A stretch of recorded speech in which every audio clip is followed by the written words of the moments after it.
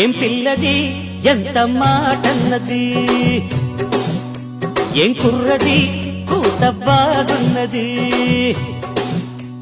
సిక్కుల పురి చెక్కిలి తనకుంది అంది, చెక్కిలిపై కెంపులు నా సొంతం అంది. ఎక్కడ ఏం చెయ్యాలో నేర్పమన్నది.